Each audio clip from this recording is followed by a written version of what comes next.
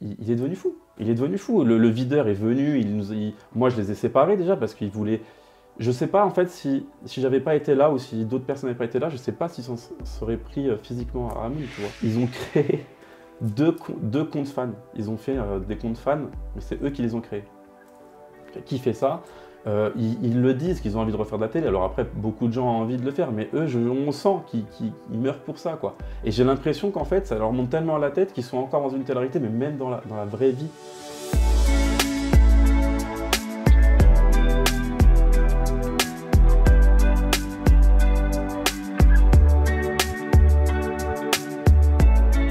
Salut Benjamin, comment tu vas? Salut Sam, ça va bien. Bah écoute, je suis content de te recevoir. La dernière fois, tu es apparu en fin de vidéo Ouais. avec Moon, qui est venu Moon. nous raconter toute son histoire. C'est ça. Vous nous avez parlé de votre histoire aussi à vous depuis Cosmic Love. Tu as participé en tant que Cosmic Lover à l'aventure Amazon Prime Video dans Cosmic Love. Ouais. Et on va s'intéresser à ton histoire, Benjamin. Ok. Tu as des choses à dire? J'ai des choses à dire, ouais, c'est sûr. Comme je te l'ai dit, ma version des faits elle a été un peu chamboulée là, dernièrement avec certains événements, donc l'interview ne sera pas forcément la même que ce que je pensais faire de base. Mais... Par rapport à quel sujet? Sur Enzo et Colette, voilà. Il y a des sujets qui m'ont fortement attristé ces derniers jours, surtout sur Enzo que je considérais comme mon ami, qui était pour moi un ami. Donc voilà, ça m'attriste et on en parlera, je pense... On va parler un petit peu plus tard au Ouais. cours de cette interview. J'aimerais que tu me parles de toi avant Ouais. qu'on parle de Cosmic Love pour savoir ce qui t'a amené à participer justement à la télé-réalité Ok. Cosmic Love. Tu veux nous partager un petit peu ton histoire? Ouais. Alors, moi, c'est sûr que j'ai eu une enfance un peu idéale, entre guillemets. Voilà, mes parents sont toujours ensemble, ça fait 40 ans qu'ils sont ensemble. Voilà, un grand frère, une petite sœur, jamais manqué de rien. Tu viens d'où? Je viens de Metz et pas de Metz, comme on dit, dans l'est de la France, et je suis fils d'agriculteur. Donc Ok. voilà, j'ai grandi en campagne, toute ma vie en campagne, jamais Ok. vécu en ville. Là, ça fait quelques mois du coup que j'habite à Paris, donc ça me chamboule un Ok. peu. Quel type d'exploitation ont tes parents? Céréalière. C'est Ok. céréalière. Donc on faisait voilà, du blé, orge, maïs, colza, des choses comme ça. Ok, donc ça veut dire, si je me trompe pas, c'est que tu as eu des parents qui partaient pas souvent en vacances? Ah, je suis jamais parti en vacances l'été. Jamais parce que c'est les périodes de récolte. Donc mon père tout le temps au travail, ma mère qui reste avec pour l'aider. Donc voilà, je partais au sport d'hiver un peu quand il y a un peu moins de travail. Mais non, l'été, je suis jamais parti en vacances. Tu as toujours vu tes parents bosser à Ouais, fond, quoi. ouais. Et puis même quand j'ai eu l'âge, je conduisais les tracteurs, j'allais dans les champs, j'aidais mon père, voilà. On grandit comment quand on est fils d'agriculteur? Ben, avec des valeurs peut-être un peu différentes parce que moi j'ai toujours vu mon père se tuer à la tâche et mon grand-père avant ça, parce que du coup c'est de génération en génération. Mon grand-père était agriculteur aussi et enfin c'est des bosseurs quoi. Moi quand je dis souvent, si je dois dire un idéal au masculin, je dis mon père et un idéal au féminin, je dis ma mère parce que je les ai toujours vus vraiment être des bourreaux de travail pour leur famille aussi. Aujourd'hui, je sais que mon père, il est parti de pas grand-chose, mon grand-père encore moins, et qu'aujourd'hui, tout ce qu'ils ont construit, c'est grâce à leur labeur, c'est grâce à leur travail, et j'en suis fier, tu vois, et ils nous ont transmis ces valeurs-là. C'est difficile pour eux l'activité d'agriculteur céréalière avec le contexte actuel, la montée des prix? C'était difficile, oui. Mon père, il a vu un changement il y a 20 ans, ou même 30 ans. C'était pas la même chose que d'être agriculteur aujourd'hui. Aujourd'hui, les plus petits paysans, ils sont entre guillemets voués à mourir, quoi. Les grosses exploitations rachètent tout, les prix sont vers le bas, donc c'est très compliqué. Et ça me fait un peu de la peine, tu vois. Et aujourd'hui, mon père, il a dû céder aussi une partie de ses terres voilà, parce que déjà personne ne reprenait. Mon père, il nous a jamais, ses enfants, parce que j'ai un grand frère et une petite sœur, il nous a jamais forcé à reprendre l'exploitation. D'accord. Il nous a toujours dit faites des études en Oui. priorité. Donc c'est pour ça que j'ai fait des études. Mais il nous a dit si vous aimez, vous pourrez reprendre avec plaisir. Mais si vous voulez faire autre chose de votre vie, faites autre chose. Donc, C'est plutôt cool, ça veut dire que tu n'as pas eu la pression paternelle pour Jamais, reprendre non. une exploitation? Non, jamais. En gros, tes parents t'ont toujours poussé à faire ce qui t'animait véritablement? Exactement. Ok. Tout en sachant qu'ils voulaient quand même que j'ai un certain bagage au niveau de l'éducation et que je fasse quelques études assez poussées parce que c'est vrai que je ne savais pas trop quoi faire. Il y avait l'exploitation de mon père, après j'avais d'autres envies et j'ai fait mon bac+5, donc je suis ingénieur d'affaires. Et ça, il voulait que j'ai un bagage, une sécurité pour au moins, voilà, même si je ne savais pas trop quoi faire, me retourner dans la vie s'il y avait quelque chose qui se passait. Et pourquoi reprendre l'exploitation céréalière de ton père t'intéressait pas? Ça m'intéressait, mais en fait, j'ai tellement vu mon père travailler 7 jours sur 7 et il nous a même pas dégoûté du métier, mais il nous a dit voilà, c'est un métier où on doit se lever tous les jours à 6 heures, se lever, se coucher hyper tard, on travaille tout le temps pour ce qu'on gagne. Il nous a dit franchement qu'il voulait peut-être mieux pour nous, quoi, tu vois. Et ça, c'est. Bah, déjà, je suis fier qu'il pense comme ça parce qu'il aurait pu me dire non, non, je veux que quelqu'un reprenne et nous mette dedans. Mais non, il a toujours vu voilà, faites ce que vous aimez dans la vie parce que moi, ce que je fais, bah, il adore hein, son métier, c'est toute sa vie. Mais il nous a toujours dit que c'était voilà, compliqué, que c'était assez difficile et qu'il ne voulait pas forcément ça pour nous. Et cette exploitation, elle est où? Dans un village? Elle est dans un petit village, ouais. On est proche de Metz, on est entre Metz et Nancy, on est dans un petit village. Et là où je suis né, là où mon grand-père est né, vraiment. Ça s'appelle comment? Solgne, ça s'appelle. Ok, il y a combien d'habitants à peu près? 1200. Ah oui, vous connaissez un peu tous, Ah, quoi. bah, je connais tout le monde. Et puis en plus, là-bas, mon grand-père, mon autre grand-père du côté de ma mère, est le maire du village depuis 30 ans. Donc si tu veux, je connais tout le monde là-bas. Mais contrairement au métier de ton père, toi, tu pensais voyage. Tu nous disais tout à l'heure que tu as peu voyagé Ouais, de j'ai peu par voyagé. l'exploitation agricole familiale, Mhm. mais par la suite, tu es parti en Australie, Ouais, tu c'est es parti ça. dans plein de pays. Au tout début de ma vie, j'ai quand même peu voyagé bah, du fait du métier de mon père. Et puis après, une fois que j'ai commencé à avoir plus de 18 ans, quand j'étais dans mes études, j'ai fait des stages à l'étranger. Puis après, j'ai vécu donc 6 mois au Canada. Parce que mon frère est franco-canadien. Il vivait à Montréal, il est rentré là il y a très peu de temps. Mais il a vécu 9 ans là-bas. Ma sœur a toujours vécu dans tous les pays du monde. Là, elle est à Dubaï en ce moment. Et après, je suis parti 6 mois en Australie. Et ouais, je pense que j'en avais besoin, tu sais, parce que me dire que mon frère était loin, ma sœur était loin, et moi, j'ai jamais trop pu voyager. Je pense que j'en avais besoin pour voir autre chose. Et ça m'a formé, honnêtement. Ma première expérience au Canada, c'était la première fois que je partais loin tout seul. C'était génial. Et puis l'Australie, vraiment un autre climat, un autre mood. C'était quelque chose qui m'a forgé. Et tes études, tu les as fait dans quoi? Tu m'as dit un bac plus 5. Ouais, un bac plus, je suis ingénieur d'affaires. Qu'est-ce que En c'est exactement? gros, si tu veux, c'est une école de commerce de base, mais avec un programme, une double compétence, avec un bagage technique. Donc il y avait un peu une école de commerce et un peu une école d'ingénieur, si tu veux. Donc on voyait autant des matières commerce, marketing et autant de la mécanique, de l'électrotech, enfin des choses comme ça. Mais en gros, tu peux être embauché par quel type d'entreprise, pour quel poste, Et pourquoi, gérer quoi? c'est pour ça que j'ai fait ce genre d'études, c'est parce que c'est vraiment l'accès après est large. C'est-à-dire que je suis technico-commercial en bac plus 5, entre guillemets, avec la double compétence. Je peux faire, voilà, je peux aller dans des services marketing, commercial, et aussi aller sur des bagages plus techniques. Donc je peux aller un peu partout, entre guillemets, quoi. C'est pour ça, je savais tellement pas quoi faire quand j'étais jeune. Je me suis dit, cette école-là, donc ça s'appelle l'ESTA, je fais un petit big up à toute l'école à Belfort. J'avais tellement pas quoi faire que je me dis, c'est l'école parfaite pour moi. Voilà. Je vois un peu de tout, je touche à tout, et après, je pourrais savoir ce que j'ai envie de faire. Et tes parents, ils t'ont regardé sur Amazon Prime Video? Alors, ma mère, oui. Mon père, il a essayé, il a regardé un épisode, il a dit, écoute, t'es bien gentil, Ben, mais je peux pas regarder ça. Pourquoi? Bah, parce que pour lui, la télé et tout ça, tu vois, lui, il se met sur BFM, il regarde les infos, puis basta, tu vois. Et qu'est-ce qu'ils en ont pensé? Qu'est-ce qu'elle en a pensé, ta mère? Ça a été Ah. quoi ses retours? C'est loin quand même de leur activité. C'est loin, ouais, c'est loin. Ma mère, elle a adoré. En fait, parce que de base, hein, c'est eux qui m'ont un peu poussé à y aller. J'avais pas forcément envie de faire cette télé-là parce que c'était un truc dans lequel je me reconnaissais peut-être pas dans un premier temps. Et quand j'en leur ai parlé, quand j'ai passé le casting, quand on m'a fait passer le casting, ils m'ont dit non mais vas-y Ben, ça peut être un déclic pour toi. J'étais en train de lancer ma marque, j'avais pas grand-chose qui me retenait dans l'immédiat. Ta marque de bijoux, hein. Ma marque de bijoux, c'est ça. Et ils m'ont dit vas-y Ben. Et au final, je regrette pas du tout. Enfin, j'ai passé une super aventure, une super expérience.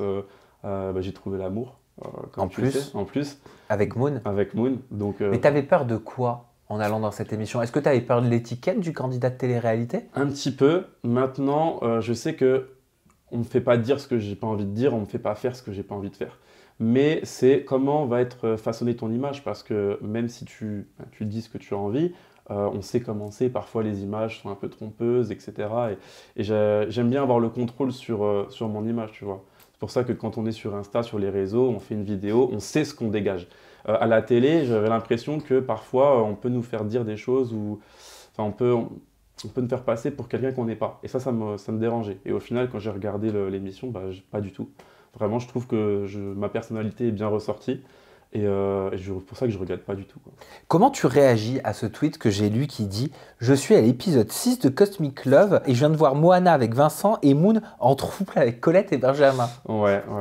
Ben, c'est sûr que j'avais une situation pas classique, puisque Moon, en est pansexuelle, elle était donc connectée avec Colette et avec moi. Oui, mais ça, tu m'as fait comprendre dans la vidéo avec Moon que tu croyais pas trop. Ah non, j'y ai pas cru une seconde. Enfin, quoi que j'y ai cru quand j'étais un peu dans l'aventure, et à la sortie, là, j'y croyais plus une seconde. Voilà. Pourquoi? Qu'il n'y avait pas de sentiment amoureux du tout du côté de Colette. Bah parce que, tout simplement, le fait qu'elle ait fait des déclarations à Moon, qu'elle ait dit qu'elle se voyait plus, qu'elle envisageait quelque chose avec elle, et que le jour où elle est éliminée, enfin le lendemain, elle va à l'hôtel des éliminés, et elle embrasse Enzo, et c'est dire, hein, c'est ses propos dans sa vidéo, elle a fait une vidéo où elle parle de sa relation. Elle dit que voilà, quand elle a embrassé Enzo et qu'après il est reparti dans l'aventure pour Lison, elle se sentait vide, elle se sentait triste, elle avait envie de pleurer, elle avait envie de plus que ce simple bisou avec lui. Je sais pas comment tu es toi, mais moi j'ai du mal à ressentir des sentiments plus qu'amicaux, donc pour une personne en l'occurrence pour Moon, et le lendemain ressentir la même chose pour une autre personne dès que tu es éliminé. Moi je suis pas comme ça, donc ça m'a fait dire que elle n'était pas réellement sincère avec Moon, quoi. Mais c'est surtout, si je me trompe pas, qu'après l'aventure, il y a Patrick, un Cosmic Lover, qui serait venu te dire Colette, elle aime pas les meufs, elle aime les mecs. Exact. Colette, elle était proche de Patrick. D'ailleurs, il est allé chez elle est allée chez lui à Dubaï. Elle était très proche d'Enzo. Et Patrick, il est venu me voir et il m'a dit « Non, mais attends, mais Colette, elle aime pas les meufs. » Donc ça, c'est la première chose qu'on me dit quand je sors de l'émission. Parce que du coup, on est sorti à la fin. Et Patrick, il était encore présent sur le tournage et il me dit ça. Je dis « Ok, bon. » Et Enzo, quand il est rentré, donc il est sorti dans un premier temps, il est re-rentré dans l'aventure. Et quand il me dit « Ouais, j'ai embrassé Colette à l'hôtel des éliminés. » Et il me fait « Mais Colette, elle aime pas les meufs, quoi, en fait. » Donc il y a deux personnes qui viennent me dire ça. Qu'est-ce que je dois en penser, ça? Je veux dire, plus des personnes qui sont proches d'elle. Eh ben, je vais te la poser, la question, très sincèrement. Si tu mets de côté les avis, les suppositions des gens, qu'est-ce que toi, Benjamin, t'en penses? Moi, ce que je pense... Vraiment? Moi, ce que je pense, honnêtement, c'est ce que j'ai pu dire, ce que j'ai répondu à sa vidéo sur mon Instagram. Je pense que ça faisait bien pour elle de se dire qu'elle était pansexuelle. Peut-être qu'elle a envie d'aimer les femmes, tu vois. Peut-être qu'elle aime les gens, mais que c'est se donner un peu un genre. Parce qu'au final, les réels sentiments, elle les a jamais eus pour Moon. Et ça m'embête, moi. On peut mentir sur tout, mais sur sa sexualité comme ça, j'ai l'impression que c'est faux. J'ai l'impression que c'est faux. Pardon, excuse-moi de te recouper. Si ce que tu dis est vrai, tu sais que ça a un nom. C'est un nom? Ça s'appelle du pinkwashing. Du pinkwashing, je savais pas. Je connaissais voilà, pas. C'est une récupération en fait d'un mouvement, par exemple LGBT. Écoute, moi je pourrais pas te dire ça parce que j'ai pas envie de juger la sexualité des uns et des autres. Chacun fait ce qu'il veut. Maintenant, ça me dérange. Ça me dérange beaucoup.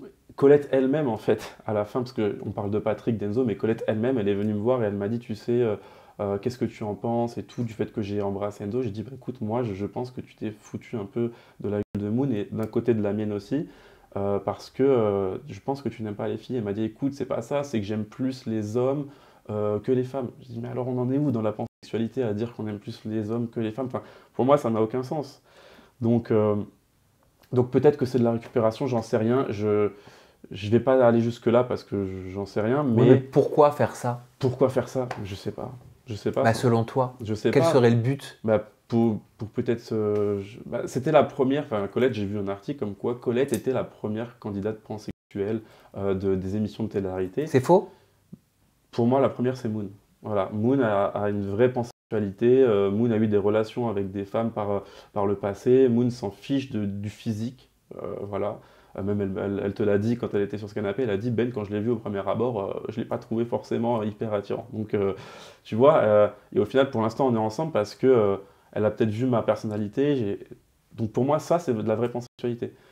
Colette, avec ce qu'elle m'a dit, ce que les gens disent, Ça peut être de la récupération, je sais pas. Je sais pas pourquoi. Et pourquoi Colette, dans sa vidéo YouTube, en parlant de toi, elle a dit « C'est quelqu'un que j'appréciais au début, même si aujourd'hui, c'est plus du tout le cas. Ouais. Ben, il m'a clairement craché dessus. Ouais, Est-ce que c'est ce que tu es en mais train de nous ça- dire là, qu'elle considère être comme lui avoir craché dessus, ou est-ce qu'il s'est passé autre chose qu'on ne sait pas? Écoute, quand j'ai vu cette vidéo, quand elle m'a dit que je l'avais craché dessus, que descendre une personne c'était peu sur ce que j'avais dit, mais j'ai dit, mais est-ce que j'ai un frère jumeau qui a parlé à ma place et tout? Enfin, je me reconnaissais pas. Enfin, j'ai juste dit à Colette ce que je viens de te dire, que je pense qu'elle s'est foutue de la gueule de Moon dans l'émission et de plusieurs autres personnes du coup. Et ça, en fait, elle l'a pas accepté que je dise ça, mais je dis c'est un avis. Je veux dire, c'est mon avis. Et en plus de ça, ce qui est fou, c'est que 2 mois après ce tournage, on était avec tous les cosmiques en boîte de nuit, on a fait une soirée, et Colette, on s'est parlé. Elle est venue me voir, elle m'a dit alors Ben, je voudrais qu'on parle ensemble de l'émission. Donc je lui ai dit pas de souci. Elle m'a dit pourquoi tu m'aimes pas? Je dis Colette, j'ai aucun problème avec toi, je m'en fiche. J'ai juste eu un avis sur le fait que ta relation avec Moon, j'ai l'impression que c'était pas la même dans les deux sens. Et on s'est parlé, et à la fin même, elle m'a fait un câlin, elle m'a dit d'accord, je peux comprendre ton point de vue, je vous souhaite le meilleur avec Moon. Moi je lui ai dit que je lui souhaitais le meilleur avec Enzo, parce qu'ils venaient de se mettre ensemble, et basta. Et je lui ai dit écoute, voilà, c'est mon avis, maintenant tu fais ce que tu veux, vous faites votre vie de votre côté, moi je la fais du mien, et puis voilà. Mais qu'est-ce qui te dit que tu te trompes pas? Écoute, il y a plein de petites choses, tout comme le fait que en off, donc après 3-4 heures du mat, une fois qu'on avait fini le tournage, on se rejoignait entre cosmiques. Et même un coup, elle nous a dit, c'était au tout début de l'aventure, qu'elle crushait sur un cosmique, voilà, sur un mec. Et qu'elle ne pouvait pas nous le dire puisque ben, elle était là pour Moon, mais qu'elle nous le dirait à la fin de l'aventure. Et moi, je pense elle a tout de suite crushé sur Enzo. Ah, donc le cosmique, c'était Enzo. Mais je pense, ils étaient très proches dans l'aventure, ils étaient tout le temps à se faire des petits jeux entre eux, des délires, des choses comme ça. Donc je pense qu'en fait, ils crushaient l'un sur l'autre, mais que Enzo était là pour Lison, que Colette était là pour Moon, et qu'ils ne pouvaient pas non plus avoir une relation voilà, extra-émission, quoi. Et pourquoi, suite à sa vidéo qu'elle a postée sur sa chaîne YouTube, tu as parlé de victimisation dans cette vidéo? C'est le terme hein, que tu as utilisé. Ouais, mais je trouve qu'elle a fait beaucoup de victimisation. En fait, elle a dit qu'après cette émission, il y a beaucoup de gens qui ont parlé sur elle, notamment Lison, notamment moi, notamment d'autres personnes. Et pas du tout. Moi, Colette, elle faisait sa vie, je faisais la mienne. J'ai pas le mot Colette à la bouche tout le temps. Là, c'est vrai que j'en parle beaucoup, mais voilà, pareil, Lison, je pense que c'était justifié. Colette a embrassé Enzo un jour après qu'elle parte. Et c'était justifié qu'elle se demande, qu'elle rende des comptes, en fait, Colette. Lison, elle ne comprenait pas pourquoi il y avait eu cette embrassade.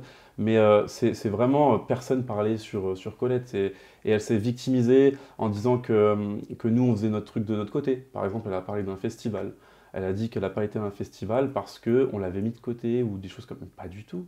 Je veux dire, nous, on a été avec Vincent, j'étais avec Moon, j'ai été avec Pedro. Mais en aucun cas, Colette devait venir avec nous. Si elle avait voulu venir, en plus, on lui aurait dit, mais viens, pas de souci. Elle est quand même particulière, votre situation, et elle ne doit pas être évidente non plus pour toi. Parce que pour moi, vous étiez amis avec Enzo. Donc aujourd'hui, que tu dises tout ça, tu vois, sur Colette, ça doit avoir un impact sur votre amitié.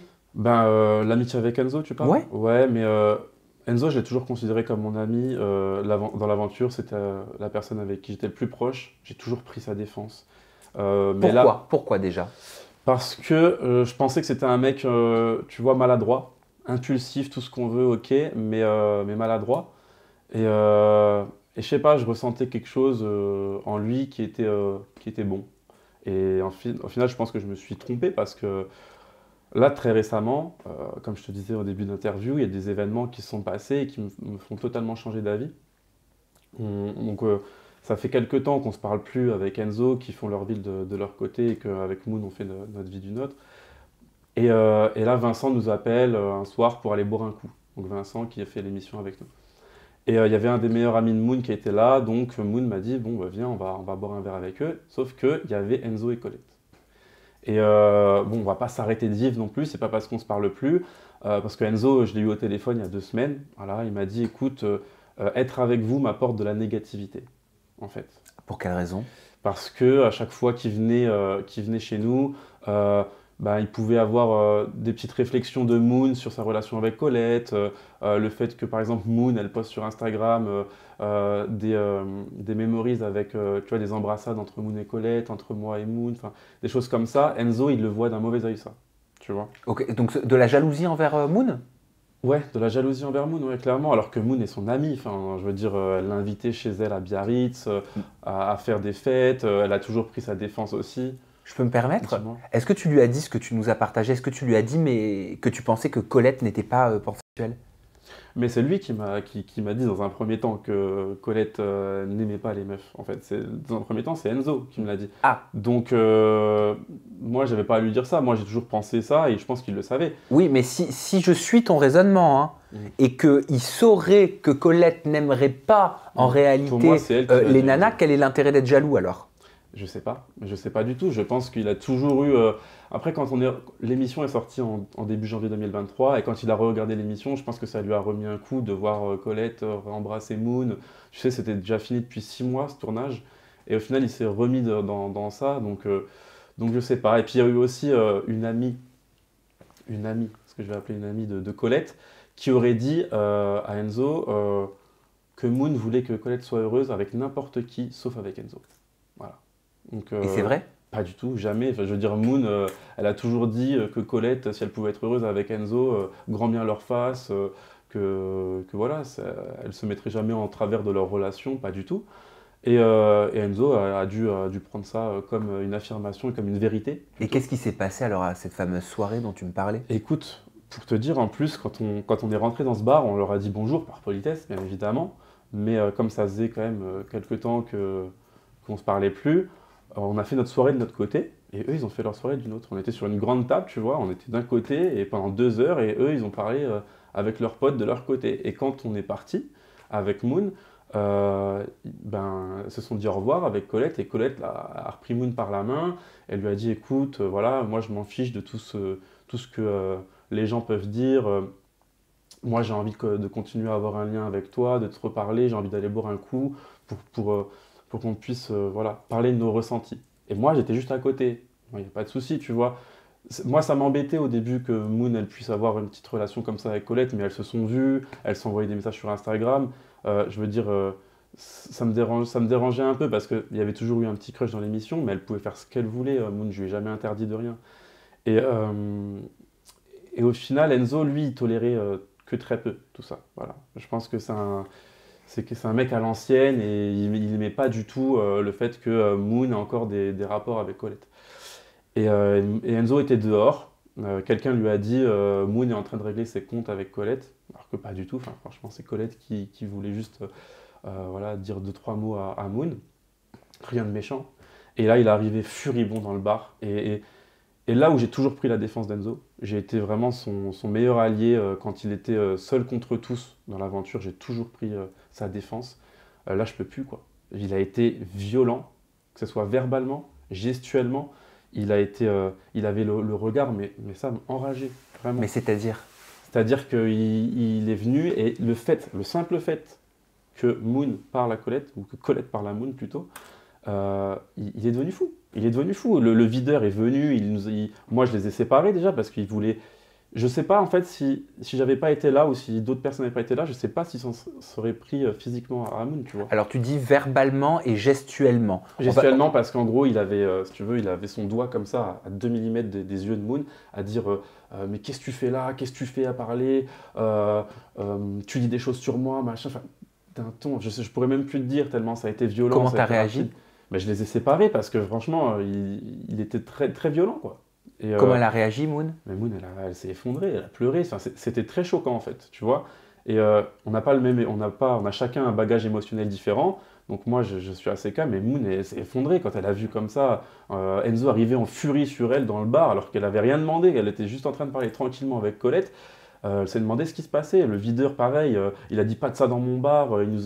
Tout le monde s'est interposé. Il y avait Vincent, il y avait plein de témoins. Donc, qui disent ce qu'il veut, il essaye de se défendre comme il veut. Il y avait une dizaine de témoins. Et franchement, c'était honteux. On est sorti du bar. Et quand on est sorti, ça a recommencé de plus belle. Il l'a clashé. Il lui disait ferme ta gueule. Il lui disait t'es qu'une actrice là. Tes larmes d'actrice. Tu sais que du fake. Et il la laissait pas parler, il était en furie. Et moi, ça non. La violence, c'est impossible. Et Colette, comment elle a réagi? Colette, elle était là, elle lui a dit une fois arrête de t'énerver, basta, et fini. Enfin, je veux dire, elle était là sans être là, en plus. Pas de la bonne façon, quoi. Franchement, si moi, un jour, j'agis comme ça et que Moon, elle dit rien, à côté, Moon, là, ce serait la première à me dire, mais Ben, t'étais un fou, quoi, de faire ça. Et elle était à côté, elle disait trop rien, quoi. Et puis le lendemain, ça fait 3 jours que ça s'est passé, pas d'excuses, pas un mot à Moon, rien du tout. Enfin, genre, que ce soit Colette, que ce soit personne. Franchement, Vous en avez reparlé avec Moon par la suite? Vous vous Ouais, êtes dit ouais. quoi? Mais Moon, je pense qu'encore aujourd'hui, elle a du mal. Elle voulait en parler, mais elle est tellement choquée que dès qu'elle en parle, elle a encore les larmes qui lui montent aux yeux parce que c'était une situation que personne n'aime vivre, quoi. Et autant de violence pour si peu, en fait. Pour si peu, je lui ai dit, Enzo, tu es vraiment un enfant. Parce qu'en plus, Moon, ça l'a touché que Enzo coupe les ponts. Parce que lui, Enzo a coupé les ponts avec Moon en unfollow, en mettant un unfollow à Moon sur Insta. Voilà, donc très mature, hein, vraiment juste une amie qu'il a accueillie chez toi, avec qui il était tout le temps, il l'unfollow. Voilà. Donc ça l'a touché Moon. Dans un premier temps, elle lui a envoyé plein de messages pour lui demander pourquoi ne pas avoir une discussion en adulte face à face. Il n'a jamais répondu. Voilà. La seule façon dont Enzo répond, c'est par l'impulsivité, c'est par le fait d'être violent, que ce soit verbalement, parce qu'on sous-estime trop la violence verbale, tu sais. Tant qu'il n'y a pas de violence physique, on se dit, bon, bah, ça va, il est violent, c'est que des mots. Mais non, franchement, les mots, ils ont un sens, ils ont un poids. Et franchement, moi, j'étais là et j'étais choqué. J'étais choqué de cette action, quoi. Et de cette non-action de certains. Vous avez pris une décision avec Moon, vous allez arrêter d'essayer d'avoir des contacts. Ah, Qu'est-ce mais qui là, va se passer? c'est fini. On n'aura plus du tout aucun contact. Vraiment, moi, je ne veux plus en entendre parler. Je pense qu'en fait, c'est des gens, ils adorent la télé, tu vois. Et c'est ça le problème avec certains candidats, c'est qu'ils sont encore dans la télé. Qui?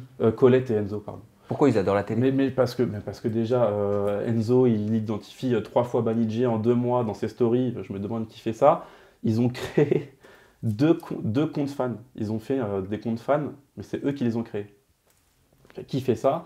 Ils le disent qu'ils ont envie de refaire de la télé. Alors après, beaucoup de gens ont envie de le faire, mais eux, on sent qu'ils meurent pour ça, quoi. Et j'ai l'impression qu'en fait, ça leur monte tellement à la tête qu'ils sont encore dans une telle réalité, mais même dans la vraie vie.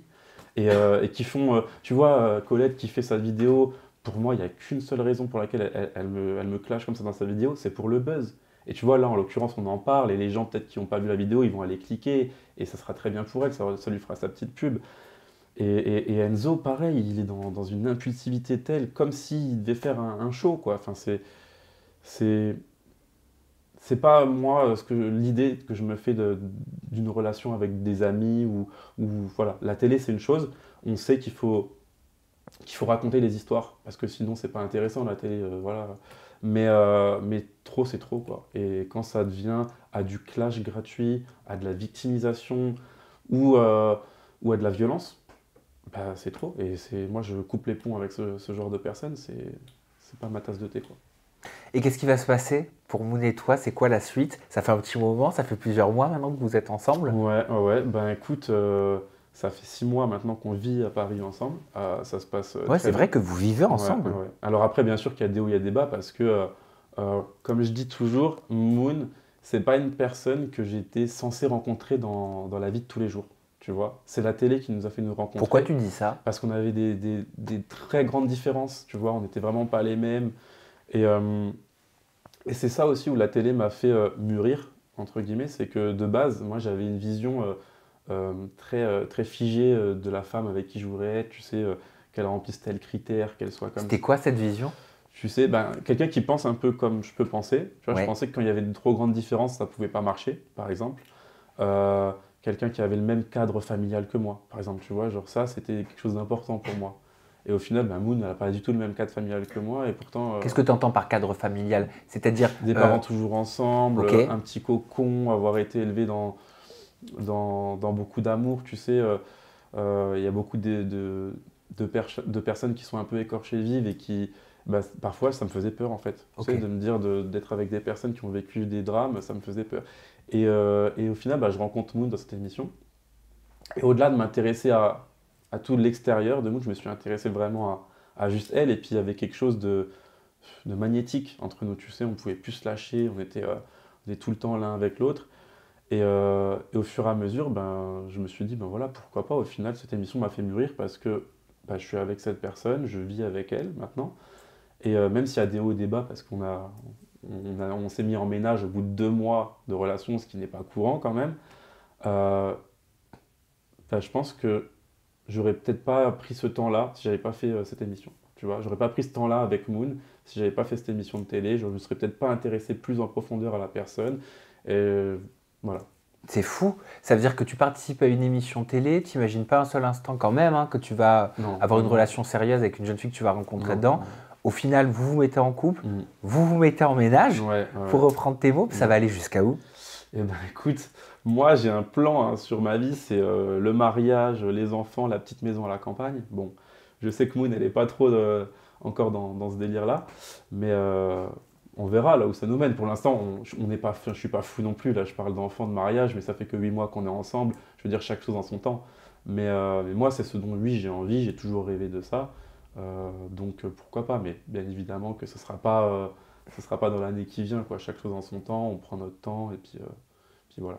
Et puis tu développes aussi ta marque de bijoux. Exactement. On l'a dit, Pilou, c'est ça? Pilou Face. Pilou Face. Alors pourquoi Pilou Face? Parce que ma mère, depuis que je suis petit, elle m'appelle Pilou. Mon petit Pilou. Mais c'est ton nom de famille? Non, même pas. Ah bon? Oui, tout le monde croit que mon nom de famille c'est Pilou, mais pas du tout. Non. Ah, ok. Non. C'est ma mère qui, un jour, a décidé de m'appeler Pilou. Donc c'est resté Pilou. Et puis mes potes, quand ils venaient chez moi, ils entendaient ma mère dire ça, donc ils ont commencé à se le dire aussi, et donc tout le monde m'appelle Pilou. Et j'ai ce côté aussi un peu Gémeaux, et donc j'ai fait Pilou Face, voilà. Un peu le côté double personnalité. Par exemple, moi, dans mon quotidien, quand je ne sais pas prendre une décision, je sors une pièce, hop, pile ou face. Pile, je fais ci, face, je fais ça. Et je décide comme ça parfois. Et voilà, c'est un peu mon mood, c'est un peu la vibe de la marque que j'ai envie de développer. Donc des bijoux que j'ai sur moi, par exemple. Des choses comme ça. Et parce que ma grand-mère était bijoutière et ma mère très, très artistique. Tu sais, j'ai un côté de ma famille qui est très artistique. Et j'ai toujours voulu faire ça, quoi. Donc je me suis lancé. Je devais me lancer juste avant l'émission.